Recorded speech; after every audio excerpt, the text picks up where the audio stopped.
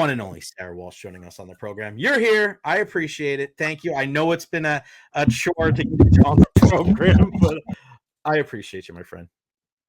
You there? Oh, you muted? I'm unmuting you. Oh, you muted. All right.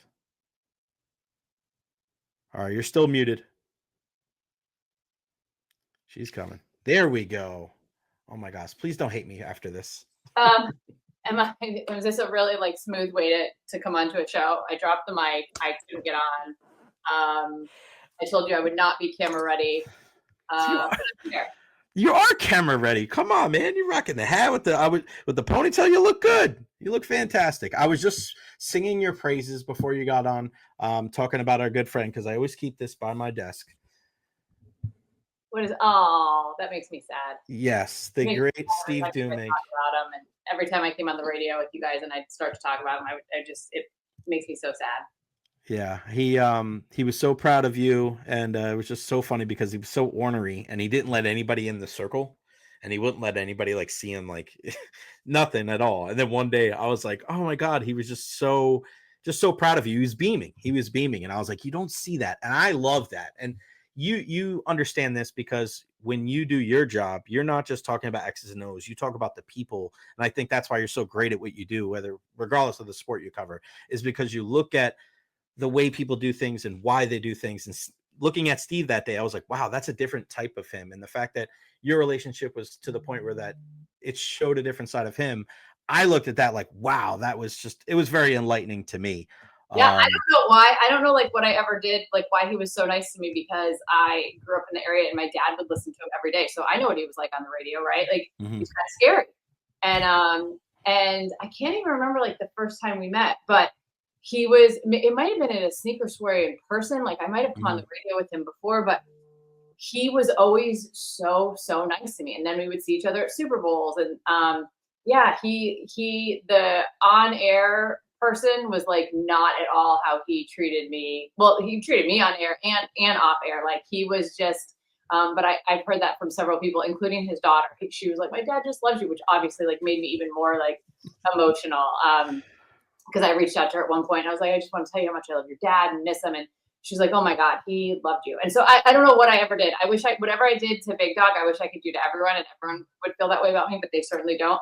Oh, come on. Everybody loves you. Are you kidding me? No, he like, it was a special thing. Well, don't sell yourself short, my friend, because you do such a fantastic job. And when you see the picture that really stood out to me is when you took that picture with all of the women from the World Cup in '98, and to see that, like, I don't, and I just had Gabby Shirley on a little while ago covering the Lightning, and you don't realize that. And I was just saying this, Tampa's got a lot of former professional athletes, coaches, media people, but especially the women in our area, what you're doing. And I see it because I have 2 little girls in this house. What you're doing in your profession and the way that you go about your business, you are inspiring young people, but especially the young females, more than you ever know. So please don't ever sell yourself short, and please always realize that, because I know you have a daughter of your own and she's adorable, and I'm like, oh my gosh, this is just spitting image of, I mean, those are your kids. I mean, it's funny, you and your husband, like, it's so funny to watch the little mini yous. Well, I always say, I joke now. It's funny to me when people say that, because they were IVF, which is, I've never kept that a secret. So people are like, oh, they're definitely yours. I always would joke around and be like, I mean, I don't know if they're mine. Like, it's not the like traditional way you have kids. Like, do I know for sure they're mine? And everyone's like, no, they're like identical. So I'm like, okay, well, I guess they are. There was one point, this is real off topic if we're having a sports talk, but it's okay. The doctor I had, who I loved, who was really funny and had sort of the same sense of humor as me after I had the kids, there was some article about some clinic in Sweden or somewhere that they like messed up these eggs, and like people had kids that weren't their kids. And I sent him the article and I was like, hey, how do I know these are Matt's kids? And by the way, he's like busy, like making people's dreams come true. Yeah. Like he's like doing real things at work. And his like one-line response to me was, you never specified you wanted Matt's children. I was like, that's my guy. Like, that was my guy. Like, and so it just takes me back to when you're like, oh my God, they're spitting images. And I'm always like, are they? Like, do you think they are? Like, but I guess they pretty much are. How are you guys holding up with the storm? I know you guys were hit pretty hard. Yeah, I'm on Clearwater Beach. It's weird. I was at so we were decimated, like my neighborhood, like Yeah. everyone, decimated. I think we're in one of the areas that was the worst in terms of like not livable. Although I am living in my house, and that's because my house is built up. There's parts that are like have been uninhabitable for a while, but I was in Pittsburgh this past weekend. Like I can't even remember where I am like 2 days ago, but I had multiple people there randomly be like, hey, I don't think you've like had a second to even like think about like the stuff. Cause I have, as you know, and we've traded texts about me even being able to come on. It's been nonstop because in the fall I do double duty and I'm working for two different networks and two different sports. And it's the craziest my year will ever be in the fall. And then I definitely have downtime. But I had multiple people in Pittsburgh that I think have just like watched stuff from afar. They're like, have you even like really like sat and thought about? And I'm like, no, I haven't. Like, and in some ways it's a really good thing. And I'm very fortunate because it's pretty depressing around here. And it was for a while, although I'll say it's getting a little bit better. Because there was just, if you had a house that was on the ground, like it's not, I don't say it's not there. It's not livable though. Like everyone's stuff is ripped out. And I know it's not just Clearwater Beach. This is all up and down the East Coast, a lot of different places in Florida, but our particular neighborhood, once you cross the bridge to Clearwater Beach, it was just total decimation. So there have been times, I will say, that's like a little bit eerie, that if I was walking the dog at night, like you're just alone, like there's no one here. There's very few people here. There's like one other person that lives on my street right now. It's that kind of wild. And there's definitely like moments of normalcy. And then there's definitely moments of, like I said, you go to walk the dog at night and it's just black out and no one's there. There's no lights on. There's no that's weird. And for a while it's been depressing. It definitely doesn't feel like Christmas here. But it's slowly and surely going to get better. You got that right, and our thoughts and prayers definitely go out to you and yours for sure. The video, the heroic, your husband video, go like that went viral. Like that was pretty wild. And like you said, you and we've always, it's ironic, our friendship over the last couple of years through tragedy. I think we've spoken the most, right? When what happened with Steph and I, and then what happened with you in the storm. So to everybody watching and listening, I mean, that's the most important time to be there for your friends and your colleagues is when they're going through something, because you never know when a text or a call can really go a long way. And when we went through what we went through, the message that you sent me was definitely something that when I showed Steph, she just lost it. Like we were just like how appreciative we were of you, and you do such a great job. All right, let's talk sports, because we're gonna sit here like a blubbering mess for the rest of the time. What a Debbie Down. I'm so sorry. Like I have on this I'm just like totally Debbie Downer over here. I'm so sorry. No, it's fine. It's my own fault. I love tapping into the emotional side. Speaking of emotions, I know you're covering Eagles Steelers. What's up with the emotions with AJ Brown and Jalen Hurts? This seems like straight out of like Friday Night Lights Part 2. Like this is a funky situation going on with Brandon Graham. But listen, I said this years ago when Draymond Green came out with the podcast and all those things. You're going to have these things now where these players kind of control their own narratives on their own time. And it's going to seep into what's actually going on in the locker room. And you're going to have kind of like the Wild Wild West a little bit. What's that whole situation? How's that going to affect them going forward to the game this weekend against Pittsburgh? I think it's like, calm down. What's interesting about the story that you're referencing, and this all literally stems from, they just went and beat the Carolina Panthers. It was not a dominant performance. Carolina had a chance to win that game. And after the game, AJ Brown was like, what could be better on offense? Or what do you guys need to do better on offense? And he just gave a one-word response and said, passing. Well, immediately that gets taken as like a shot at Jalen Hurts, who controls the passing. Could be a shot at the coach. Like he gave a one-word answer. And then Brandon Graham, his teammate, does his own podcast or goes on someone's podcast and like made the comment that the relationship wasn't what it was, or something, the effect of dynamics have changed. Something's changed with them. Right. I'm not quoting him right, but it's something to that effect. And so then it turns into like a whole thing. But so what's interesting about it is that, that's a little bit like self-inflicted, like so then AJ and Jalen this week. And by the way, this is a team that's 11-2. So that's like what I have said multiple times on air. Like we're acting like this is the Eagles that were in that like historic collapse last year. We're acting like this is the Cowboys in the season or whatever. they're 11-2. Like Mm-hmm. they could have a 1 seed. Like this is a team that's been like rolling. They've won 9 straight. So I think there's like got to be the perspective of that. And but this wasn't like the media started something, like their own player. And so I think they were kind of like all of them were like, they call him BG. They're like, BG like needs to like watch that, and they've sort of dialed it back. Where I do agree with AJ Brown, and this is smart. He goes, look, someone said, what does the offense need to do better? And he's like, it's not running the ball. Like he said, Saquon's having an MVP. He's about to win the MVP for the season he's having. He might set the NFL rushing record.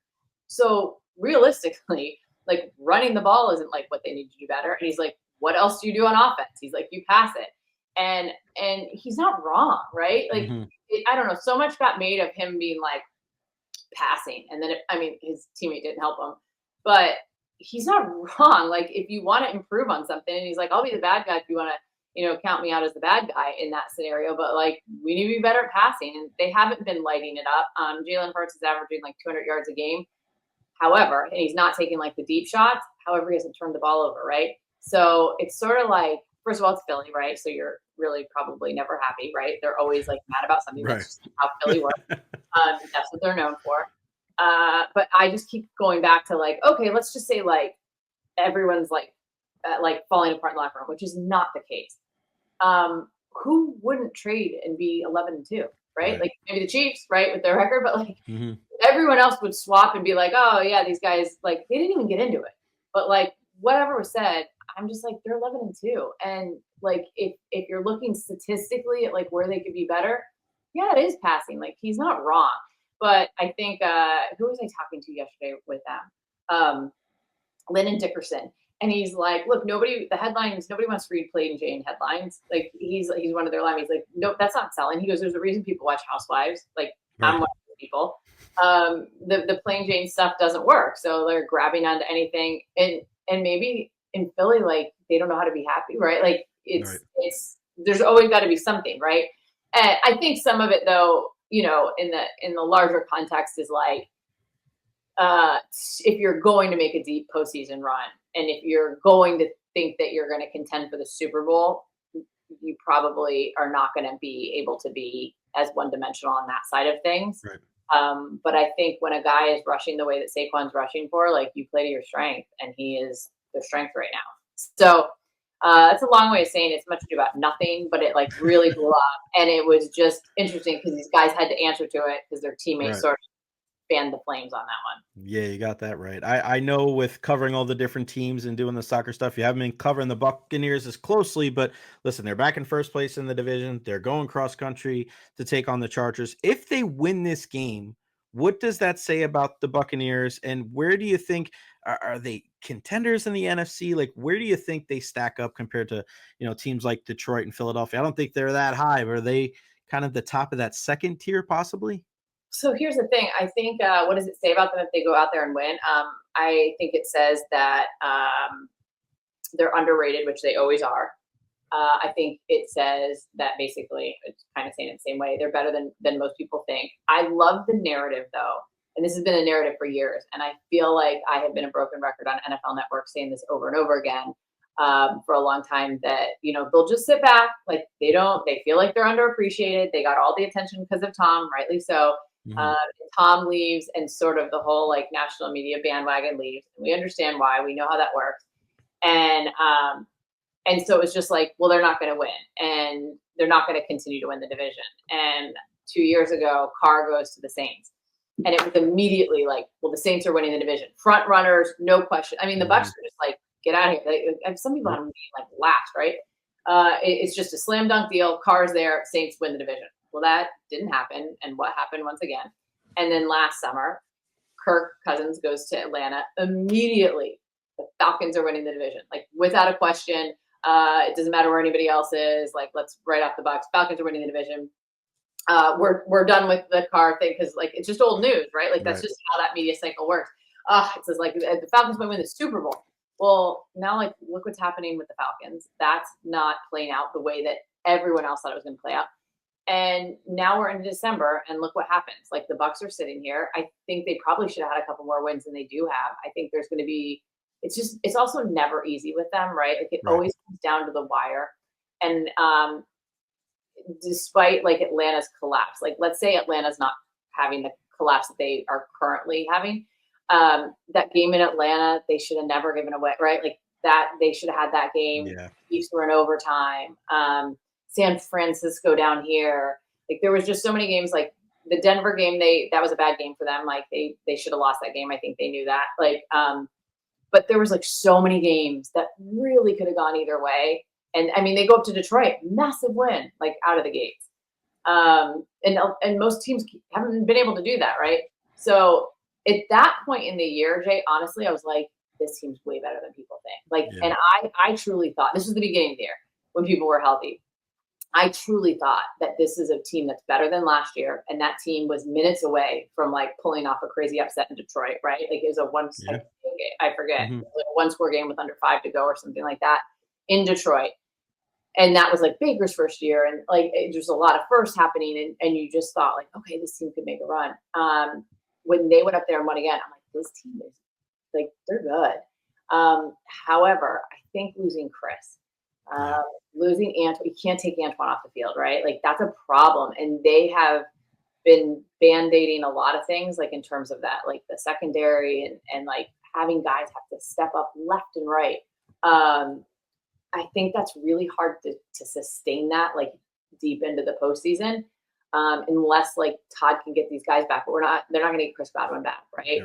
That's a huge problem. Like, and every team has injuries, but at some point they start to get to be like, I don't know that you can like carry on. The mark of a good team is people are always going to go down, right? And somebody can like fill in. It feels like this year it's been more than most. Yeah. Feels like a lot. Yeah, it is. It seems like a tall mountain to climb every single week just to come out on top. Forget about making a long postseason run, but just winning a regular season game. I think they could be there, though. I think they could be there. I mean, I think like if they continue on this trend, this is a hard game, and then the back of their schedule isn't as difficult. I think for them, it stinks if Atlanta like picks it back up and is right back in it, that tiebreaker to the Falcons, because they could have won either of those games and probably should have. But I think they could get in, and then like, you know, we say when you get in, it's anybody's guess. Like, I don't know, Baker could go off though. Baker does some crazy stuff with people that like I mean, I was flying to Germany to do an NFL game in Germany, the Munich game, when they were in Kansas City.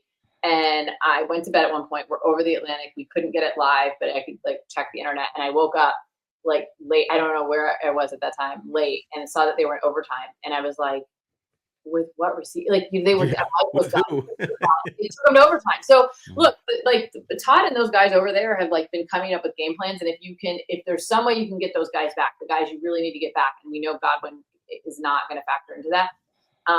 Maybe they can surprise people again, but I think that they could get there. And I think it's just a massive testament to what these guys do every year and get discounted every year. And it's like, here we go, we're December. Who's leading the division again? Which I think is really cool. And I think that people in Tampa have actually gotten spoiled the last couple of years with that. You got that right. Real quick before I let you go, I got to ask you some footy questions, of course.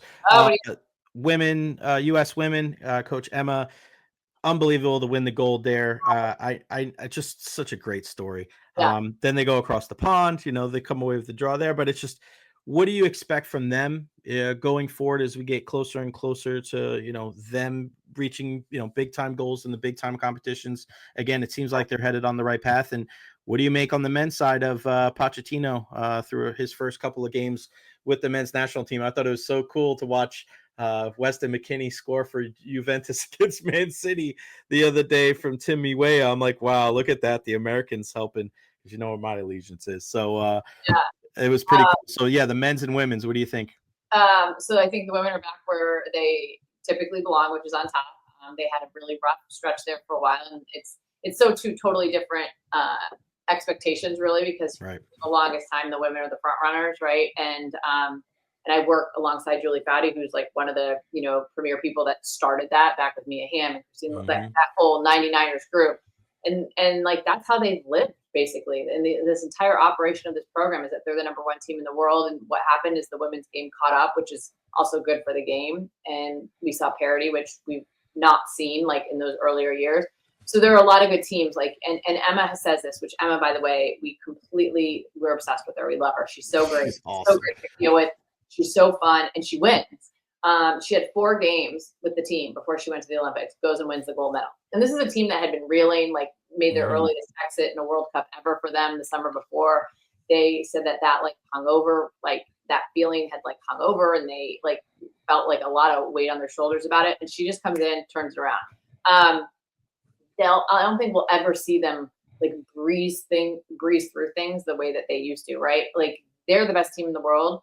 But I think it's not going to be they're just beating people for nothing. Like that time doesn't exist anymore. And I think they're happy too, because it just means that like the game has elevated and there's so many opportunities for people all over the world to be playing and being paid for playing. And then on the men's side, like Pochettino, that's hard in the sense of we haven't had him there that long. I believe September was when he showed up, but I know he came with a lot of hype. He's been great. We just did a women's friendly game in Wembley in London 2 weeks ago, maybe. And 80,000 people there at a women's friendly game, which was awesome at Wembley Stadium. But Pochettino was there. Like I think he's really bought into, I kind of thought like maybe he'd be this like Premier League coach and he's like standoffish and he's like, this is how he is. He's been like very welcoming and warm and like embraces, like, I think he really wants this country to like rally behind these guys. And obviously the World Cup is here in 2 years. So his whole job is like building them up to that and putting on a really good product when it gets here. So I think on both sides, the women are obviously there. They're on top. Their challenge is different. It's how to stay there, how to not let anyone knock you off that perch. And the men's challenge is completely different in terms of trying to get to where the best teams in the world are. And I think he's been great so far. The sample size has been so small. So it's like hard to be like, well, he's done this and it's different. Like, I mean, I think he's really, he might have had 2 camps if I'm remembering right. It's kind of like getting to know who he has, and he's going to be based over in Europe a lot because that's where, as you mentioned, like Weston, Christian, like all these guys are. So I think it's a super exciting time. I mean, the World Cup's going to go crazy here in the United States, and I feel like we as a country will embrace anything. And then I think what they want in terms of they want a lasting impact, right, where that matters, and it's not just like, look, we got this awesome party for a couple weeks with these awesome games, and it's going to be incredible. But they want it to be sustaining and long lasting, and to do that, they know that they have to put on a good showing. But I think they have the right guy to do it, and we've enjoyed like the limited time we've had with them. He's been great too. Yeah, and you look at some of the success. I mean, Christian Pulisic looks fantastic with AC Milan. I love watching Anthony Robinson playing left back at Fulham. I mean, he's a guy that it's Really surprising to me that he's not, getting picked up by a Liverpool or Man U, people that need left backs or left wing back. I'd be very surprised if that doesn't happen. Those 2 guys are American. It's good. And I just mentioned guys like Timmy Weah and Yunus Musa and Weston McKinnon. So it's very exciting to see that much talent that are Americans playing in Europe. The one and only Sara Walsh. Sara, you are the greatest. NFL Network, TNT Sports. She is all over. Thank you. Thoughts and prayers again to you guys as you're still, recuperating for the storm. I always appreciate your time and your friendship, and give my love to the fam. We'll talk to you again soon. Have a great holidays. Thanks, Jay. Sorry, I'm a hot mess. You're good. Bye.